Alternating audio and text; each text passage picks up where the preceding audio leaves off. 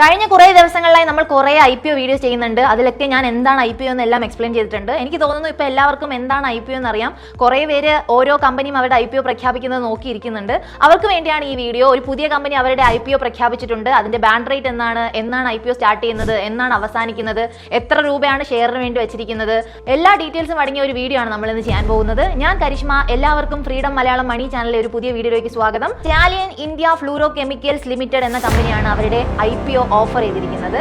നാളെയാണ് അവരുടെ IPO start ചെയ്യുന്നത്. ഒട്ടും സമയമില്ല. ഇന്ന് തന്നെ നിങ്ങൾ ഈ കമ്പനിയെ കുറിച്ച് നല്ലതായി പഠിച്ചതിന് ശേഷം നിങ്ങൾക്ക് അവരുടെ ഷെയർ മേടിക്കാൻ ആവശ്യമുണ്ടെങ്കിൽ നാളെ തന്നെ, അതായത് ജനുവരി 16, 2025 അവരുടെ സ്റ്റാർട്ടിംഗ് ഡേറ്റ്. അവസാനിക്കുന്നത് 20-ാം തീയതിയാണ്. വളരെ കുറച്ച് ദിവസമുള്ളൂ, ഏകദേശം 4 ദിവസം എങ്ങാണ്ടേ ഉള്ളൂ. അപ്പം നിങ്ങൾ മേടിക്കാൻ ഉദ്ദേശിക്കുന്നുണ്ടെങ്കിൽ നാളെ തന്നെ നിങ്ങൾ മേടിക്കാൻ ശ്രമിക്കുക. കറക്റ്റായിട്ട് കമ്പനിയെ കുറിച്ച് അറിയണമായിരിക്കും. അത് ഞാൻ നിങ്ങൾക്ക് പറഞ്ഞു തരാം. ഈ കമ്പനിയുടെ വളർച്ച, മൊത്തത്തിലുള്ള ഓവർവ്യൂ, അവരെന്താണ് മാനുഫാക്ചർ ചെയ്യുന്നത്, അതെല്ലാം നമുക്ക് ഈ വീഡിയോയിലൂടെ കാണാം. നമ്മൾ ഈ കമ്പനിയുടെ ഒരു ബാക്ക്ഗ്രൗണ്ട് ഹിസ്റ്ററി പരിശോധിക്കുകയാണെങ്കിൽ 2010 ഈ കമ്പനി ആരംഭിക്കുന്നത്. മുംബൈയിലാണ് ഈ കമ്പനിയുടെ ഹെഡ് ക്വാർട്ടേഴ്സ് വരുന്നത്. ഇവർ മെയിനായിട്ട് ഉൽപ്പാദിപ്പിക്കുന്നത് fluorinated compounds that care to critical industries ensuring suitable growth and innovation. ഇവർ കെമിക്കൽ റിലേറ്റഡ് ആയിട്ടുള്ള പ്രോഡക്ട്സ് ആണ് കൂടുതലായിട്ട് ഉൽപ്പാദിപ്പിക്കുന്നത്.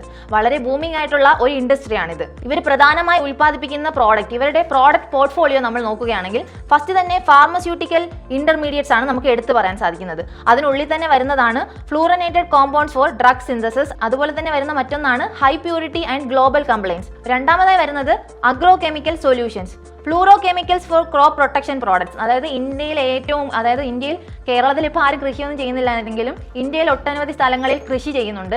അവിടെ കൃഷിക്ക് ആവശ്യമായിട്ടുള്ള കെമിക്കൽസ്, ഇപ്പോൾ കീടനാശിനി, അങ്ങനെ ഒത്തിരി സാധനങ്ങൾ ഇവർ പ്രൊവൈഡ് ചെയ്യുന്നുണ്ട്. അത് മാത്രമല്ല ഇവർ ചെയ്യുന്നത് enhances pesticide efficiency and shelf life.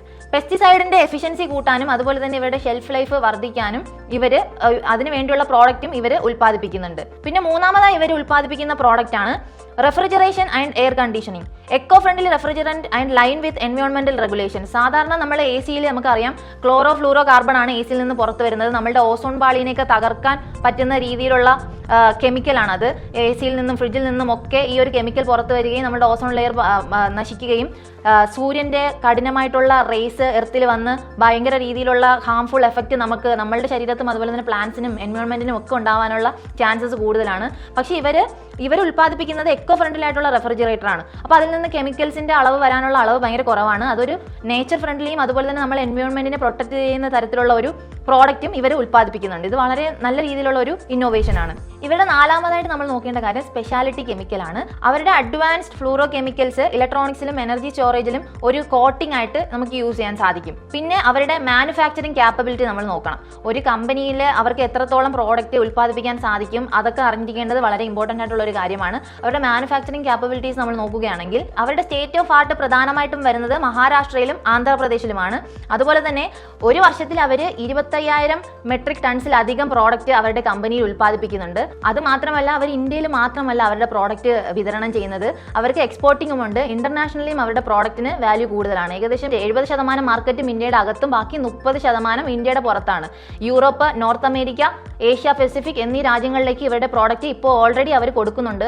ഈ ഒരു ഷെയർ മേടിച്ചതിന് ശേഷം അവരുടെ കമ്പനി വലുതാവുകയും ഇവരുടെ ഈ പ്രോഡക്റ്റ് കൂടുതൽ രാജ്യങ്ങളിൽ എത്തിക്കാനും അങ്ങനെ ഈ ഒരു കമ്പനിയുടെ ഒരു ഗ്ലോബലി ഉള്ള ഒരു വളർച്ചയാണ് ഈ ഇത്തരത്തിലുള്ള ഒരു സാധ്യതയിലൂടെ നമുക്ക് കാണാൻ സാധിക്കുന്നത്. ഇത്രയുമാണ് ഈ കമ്പനിയെ കുറിച്ചുള്ള ഒരു ഓവർവ്യൂ. ഇനി നമുക്ക് ഇതിന്റെ IPO ഡീറ്റെയിൽസിലേക്ക് കടക്കാം. ഇവരുടെ IPO ഡീറ്റെയിൽസ് നമ്മൾ നോക്കുമ്പോൾ ആദ്യം തന്നെ ഇവരുടെ ഇഷ്യൂ സൈസ് നമ്മൾ നോക്കണം. ഇഷ്യൂ സൈസ് വരുന്നത് 199.45 കോടി രൂപയാണ്.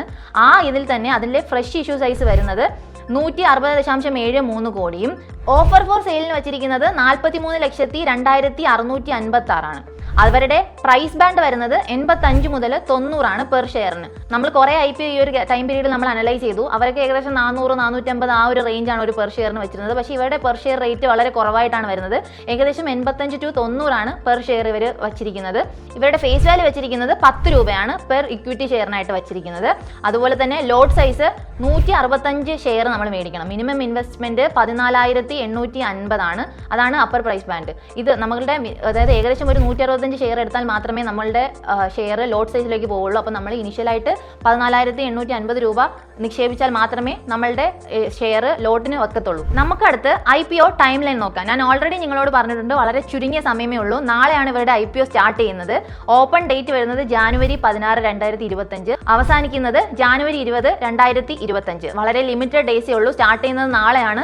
ഒരു 4 ദിവസത്തിനുള്ളിൽ ഇത് ക്ലോസ് ആവുകയും ചെയ്യും. അപ്പോൾ നിങ്ങൾ മേടിക്കാൻ ഉദ്ദേശിക്കുന്നുണ്ടെങ്കിൽ ഈ ഒരു 4 ദിവസത്തിനുള്ളിൽ നിങ്ങളുടെ IPOയുടെ ഷെയർ മേടിക്കുക. ഇതിന്റെ ലിസ്റ്റിംഗ് ഡേറ്റ് വരുന്നത് 2025 January 29 ആണ്. ഈ IPOയുടെ പർപ്പസ് എന്താണെന്ന് നമ്മൾ അറിയണം. കാരണം ഒരാവശ്യവുമില്ലാതെ ആരും അവരുടെ കമ്പനി പബ്ലിക്കിലേക്ക് ഇനിഷ്യൽ പബ്ലിക് ഓഫറിനായിട്ട് അനൗൺസ് ചെയ്യില്ല. അപ്പോൾ അവർക്ക് എന്തെങ്കിലും ഒരു പർപ്പസ് ഉണ്ടാവും. ഈ കമ്പനിയുടെ പർപ്പസ് എന്താണെന്ന് നമുക്കൊന്ന് അനലൈസ് ചെയ്യാം. ഇവർ 100 കോടി രൂപ ഉപയോഗിക്കുന്നത് അവരുടെ വർക്കിംഗ് ക്യാപിറ്റലിന് വേണ്ടിയാണ്. പിന്നെ അവരുടെ 40 കോടി രൂപ അവർ ഉപയോഗിക്കുന്നത് അവരുടെ കപ്പാസിറ്റി എക്സ്പാൻഷന് വേണ്ടിയാണ്. ഇപ്പോൾ അവർക്കൊരു കമ്പനി ഉണ്ട്, അവർ നല്ല രീതിയിൽ പ്രൊഡക്ഷൻ നടത്തുന്നുണ്ട്. പക്ഷേ ഇപ്പോൾ ഈ ഷെയർ IPO ഓഫർ ചെയ്തതിനു ശേഷം അവർക്കൊരു നല്ല പൈസ കിട്ടുകയും അതിലൂടെ കമ്പനിയുടെ ഗ്രോത്ത് ഉണ്ടാകാൻ വേണ്ടിയാണ് അവർ തീരുമാനിച്ചിരിക്കുന്നത്. അപ്പോൾ ഈ കമ്പനിയുടെ ഗ്രോത്ത് വേണമെങ്കിൽ അവിടുത്തെ ഫെസിലിറ്റീസും അവിടുത്തെ കപ്പാസിറ്റിയും വളർത്തേണ്ടത് വളരെ ഇമ്പോർട്ടൻ്റ് ആയിട്ടുള്ള കാര്യമാണ്. അപ്പോൾ അവരുടെ ഈ ഷെയറിലെ 40 കോടി രൂപ അവരുടെ കമ്പനിയുടെ ഗ്രോത്ത്, അതിന്റെ കപ്പാസിറ്റി വളർത്താനാണ് ഉപയോഗിക്കുന്നത്. വർക്കിംഗ് ക്യാപിറ്റൽസിന് വേണ്ടി അവർ ഓൾറെഡി ഇൻവെസ്റ്റ് ചെയ്യുന്നുണ്ട്. വർക്കിംഗ് ക്യാപിറ്റൽസും കപ്പാസിറ്റിയും കൂടെ എക്സ്പാൻഷൻ ചെയ്യുകയാണെങ്കിൽ ഈ ഒരു കമ്പനി വരും കാലത്ത് നല്ലൊരു ഗ്രോത്ത് ഉണ്ടാകാനുള്ള സാധ്യതകൾ വളരെയേറെയാണ്. പിന്നെ ബാക്കി വരുന്ന 20.73 കോടി രൂപ അവർ ഉപയോഗിക്കുന്നത് ജനറൽ കോർപ്പറേറ്റ് പർപ്പസിന് വേണ്ടിയാണ്. ഇത്രയും ഇവർക്ക് ലഭിച്ച ഈ പൈസ ഇങ്ങനെയാണ് അവർ സ്പ്ലിറ്റ് ചെയ്ത് ഉപയോഗിക്കുന്നത്. ഇനി നമുക്ക് ഈ കമ്പനിയുടെ കഴിഞ്ഞ കുറെ കാലത്തെ ഗ്രോത്ത് എങ്ങനെയാണെന്ന് നോക്കാം. ഈ കമ്പനിയുടെ 2020 മുതൽ 2021 വരെയുള്ള റവന്യൂ, ഗ്രോത്ത്, പ്രോഫിറ്റ് അതൊക്കെ ഒന്ന് നമുക്ക് നോക്കാം. ആദ്യം നമുക്ക് 2020 മുതൽ 2021 വരെയുള്ള കാലഘട്ടത്തെ റവന്യൂ, പ്രോഫിറ്റ് ഒക്കെ നമുക്ക് നോക്കാം. ഫസ്റ്റ് 2020 മുതൽ 2021 വരെ അവരുടെ റവന്യൂ 200 കോടി രൂപയാണ്. പ്രോഫിറ്റ് ആഫ്റ്റർ ടാക്സ് വരുന്നത് 10 കോടി രൂപ. നെറ്റ് വർത്ത് വരുന്നത് 100 കോടി. നെറ്റ് പ്രോഫിറ്റ് മാർജിൻ വരുന്നത് 5%. ഇനി നമുക്ക് 2021 മുതൽ 2022 വരെയുള്ള കാലഘട്ടത്തെ അവരുടെ റവന്യൂ വരുന്നത് 240 കോടിയാണ്. പ്രോഫിറ്റ് ആഫ്റ്റർ ടാക്സ് വരുന്നത് 14 കോടിയും നെറ്റ് വർത്ത് വരുന്നത് 115 കോടിയും പിന്നെ നെറ്റ് പ്രോഫിറ്റ് മാർജിൻ വരുന്നത് 5.83%. ഗ്രോത്ത് ഉണ്ടായിട്ടുണ്ട്, പക്ഷേ വളരെ സ്ലോ ഗ്രോത്ത് ആണ് നമുക്ക് കാണാൻ സാധിക്കുന്നത്. 200-ൽ നിന്ന് 240 വലിയ ദൂരമല്ല, പക്ഷേ വളരുന്നുണ്ട്. വളർച്ചയില്ലാന്ന് നമുക്ക് ഒരിക്കലും പറയാൻ സാധിക്കില്ല, പക്ഷേ സ്ലോ ഗ്രോത്ത് ആണ്. നിങ്ങളിപ്പോൾ ഈ കമ്പനിയിൽ നിന്ന് ഷെയർ മേടിക്കുന്നെങ്കിൽ ഒരു പക്ഷേ നിങ്ങൾക്ക് ലഭിക്കാൻ പോകുന്നത് നിങ്ങളുടെ റിട്ടേൺ വളരെ സ്ലോ ആയിരിക്കും കിട്ടുന്നത്, പക്ഷേ വളർച്ച ഇല്ലാന്ന് നമുക്ക് ഒരിക്കലും പറയാൻ സാധിക്കില്ല. ഇനി നമുക്ക് 2022 മുതൽ 2023 വരെയുള്ള കാലഘട്ടത്തിൽ അവരുടെ റവന്യൂ എങ്ങനെയാണെന്ന് നോക്കാം. അതിൽ നിന്ന് റവന്യൂ വരുന്നത് 300 കോടിയാണ്. വളർച്ചയുണ്ട്. 240 കോടിയിൽ നിന്ന് 300 എന്നൊരു വളർച്ചയിലേക്ക് എത്തിയിട്ടുണ്ട്. പിന്നെ പ്രോഫിറ്റ് ആഫ്റ്റർ ടാക്സ് വരുന്നത് 18 കോടിയാണ്. നെറ്റ് വർത്ത് വരുന്നത് 135 കോടിയാണ്. നെറ്റ് പ്രോഫിറ്റ് മാർജിൻ വരുന്നത് 6%. ഇനി നമുക്ക് 2023 മുതൽ 2024 വരെയുള്ള കാലഘട്ടത്തെ കമ്പനിയുടെ റവന്യൂ വരുന്നത് 360 ആണ്. അതായത് ആദ്യത്തെ ആ 2 വർഷങ്ങളുടെ ഗ്യാപ്പിൽ നിന്നും കുറച്ചുകൂടെ മെച്ചപ്പെട്ട ഒരു വളർച്ചയാണ് 2023 to 2024 വരെയുള്ള കാലഘട്ടത്തിൽ ഉണ്ടായിരിക്കുന്നത്. അവരുടെ റവന്യൂ 360 കോടിയും പ്രോഫിറ്റ് ആഫ്റ്റർ ടാക്സ് വരുന്നത് 22 കോടിയും നെറ്റ് വർത്ത് വരുന്നത് 160 കോടിയും നെറ്റ് പ്രോഫിറ്റ് മാർജിൻ വരുന്നത് 6.11%. വളർച്ച ഉണ്ടാകുന്നുണ്ട്, പക്ഷേ വളരെ സ്ലോ ആയിട്ടുള്ള ഒരു ഗ്രോത്ത് ആണ് നമുക്ക് ഇതിൽ കാണാൻ സാധിക്കുന്നത്. പിന്നെ നമുക്ക് ഇവരുടെ കീ ഫിനാൻഷ്യൽ മെട്രിക്സ് നോക്കാം. ഏർണിംഗ് പെർ ഷെയർ 2023 മുതൽ 2024 വരെയുള്ള കാലഘട്ടത്തിൽ അവർക്കുണ്ടായത് 2.54 കോടി രൂപയാണ്. PU റേഷ്യോ വരുന്നത് 35.43x ആണ്. അപ്പർ പ്രൈസ് ബാൻഡാണിത്. പിന്നെ റിട്ടേൺ ഓൺ നെറ്റ് വർത്ത് വരുന്നത് 12.54% ആണ്. ഇത് 2023 മുതൽ 2024 വരെയുള്ള കാലഘട്ടത്തിലാണ്. പിന്നെ ഡെപ്റ്റ് ടു ഇക്വിറ്റി റേഷ്യോ വരുന്നത് 1.2x ഇൻ 2020 മുതൽ 2021 വരെയുള്ള കാലഘട്ടത്താണ് 1.2x വരുന്നത്. 2023 മുതൽ 2024 വരെയുള്ള കാലഘട്ടത്ത് 0.8x ആണ് വരുന്നത്. ഇനി നമുക്ക് ഈ കമ്പനിയുടെ മൊത്തത്തിലുള്ള ഒരു അനാലിസിസ് നോക്കാം. ഈ കമ്പനിയുടെ സ്ട്രെങ്ത് എന്താണ്, വീക്ക്നെസ് എന്താണ്, ഓപ്പർച്യൂണിറ്റി എന്താണ്, ഇതൊക്കെ നമുക്കൊന്ന് നോക്കി വരാം. ആദ്യം തന്നെ നമുക്ക് ഇവരുടെ സ്ട്രെങ്ത് എന്താണെന്ന് നോക്കാം. സ്ട്രെങ്തിൽ നമുക്ക് മെയിൻ ആയിട്ട് എടുത്ത് പറയാൻ സാധിക്കുന്ന ഒന്നാണ് അവരുടെ ഡൈവേഴ്സ് ആയിട്ടുള്ള പ്രോഡക്റ്റ് പോർട്ട്ഫോളിയോ. പിന്നെ അവരുടെ ഹൈ ഗ്രോത്ത് ഇൻഡസ്ട്രി. ഭയങ്കര സ്പീഡായിട്ടാണ് ഈ ഒരു ഇൻഡസ്ട്രിയുടെ ഗ്രോത്ത് ഉണ്ടായിക്കൊണ്ടിരിക്കുന്നത്. അവരുടെ പ്രോഫിറ്റിൽ കുറവാണെങ്കിലും പക്ഷേ ഫ്യൂച്ചറിൽ ഈ ഒരു ഇൻഡസ്ട്രിയിൽ വളരെ മെച്ചപ്പെട്ട ഒരു വളർച്ച ഉണ്ടാകാനുള്ള സാധ്യതകൾ വളരെയേറെയാണ്. പിന്നെ നമുക്ക് രണ്ടാമതായിട്ട് പറയാനുള്ളത് വളരെ സ്ട്രോങ് ആയിട്ടുള്ള ഡൊമസ്റ്റിക് പ്രസൻസ് ആണ്. നമ്മൾ പറഞ്ഞു ഏകദേശം 70% പ്രോഡക്ട്സും അവർ ഇന്ത്യക്കുള്ളിൽ തന്നെയാണ് എക്സ്പോർട്ട് ചെയ്യുന്നത്, ഡിസ്ട്രിബ്യൂട്ട് ചെയ്യുന്നത്. അപ്പോൾ അവരുടെ ഡൊമസ്റ്റിക്, അതായത് വളരെ സ്ട്രോങ് ആയിട്ടുള്ള ഒരു ഡൊമസ്റ്റിക് പ്രസൻസ് ആണ് അവരുടെ മറ്റൊരു സ്ട്രെങ്ത് ആയിട്ട് നമുക്ക് എടുത്തു പറയാൻ സാധിക്കുന്നത്. പിന്നെ നമുക്ക് മൂന്നാമത് നോക്കേണ്ടത് robust R&D capacities for innovation and sustainability. അതാണ് അവരുടെ മൂന്നാമത്തെ സ്ട്രെങ്ത് ആയിട്ട് നമുക്ക് എടുത്തു പറയാൻ സാധിക്കുന്നത്. ഇതൊക്കെ സ്ട്രെങ്ത് ആണ്. പക്ഷേ ഈ കമ്പനിക്ക് കുറച്ച് വീക്ക്നെസ്സും ഉണ്ട്. ആ വീക്ക്നെസ് എന്താണെന്ന് നമുക്ക് നോക്കാം. ഇവരുടെ വീക്ക്നെസ്സിൽ നമുക്ക് പ്രധാനമായിട്ട് എടുത്ത് പറയേണ്ടത്, നമ്മൾ പറഞ്ഞു ഇവർ കെമിക്കൽ റിലേറ്റഡ് ആയിട്ടുള്ള പ്രോഡക്റ്റ്സ് ആണ് ഉപയോഗിക്കുന്നത്. അപ്പോൾ ആ കെമിക്കൽസ് എല്ലാ സ്ഥലത്തുനിന്നും അവൈലബിൾ ആയിരിക്കില്ല. അപ്പോൾ കുറേ ആൾക്കാർ ഇവരെ ആശ്രയിക്കുന്നുണ്ടായിരിക്കും. ഈ ഡിപ്പെൻഡൻസി തന്നെയാണ് ഇവരുടെ ഒരു വീക്ക്നെസ് ആയിട്ട് നമുക്ക് എടുത്ത് പറയാൻ സാധിക്കുന്നത്. ഇപ്പോൾ ആ സ്ഥലത്ത് നിന്ന് ആ പ്രോഡക്റ്റ് കിട്ടിയില്ലെങ്കിൽ മൊത്തത്തിൽ ഇവരുടെ ഈ കമ്പനിയെ ബാധിക്കും. കാരണം ആ ഒരു പ്രോഡക്റ്റ് ഇല്ലാതെ, ചില കെമിക്കൽസ് ഇല്ലാതെ നമുക്കൊരു സാധനം ഉൽപ്പാദിപ്പിക്കാൻ കഴിഞ്ഞെന്ന് വരില്ല. അപ്പോൾ ഈ ഒരു ഡിപ്പെൻഡൻസിയെ നമുക്കൊരു വീക്ക്നെസ് ആയിട്ട് എടുത്ത് പറയാൻ സാധിക്കും. പിന്നെ ഇവരുടെ ക്യാപിറ്റൽ ഭയങ്കര, അതായത് നമുക്കറിയാം ഈ ഒരു കെമിക്കലിൽ അതിനൊക്കെ ഭയങ്കര റേറ്റ് ഉണ്ടാവും. അപ്പോൾ ഒരു ഹൈ ക്യാപിറ്റൽ ഇവർക്ക് എപ്പോഴും ആവശ്യമാണ്.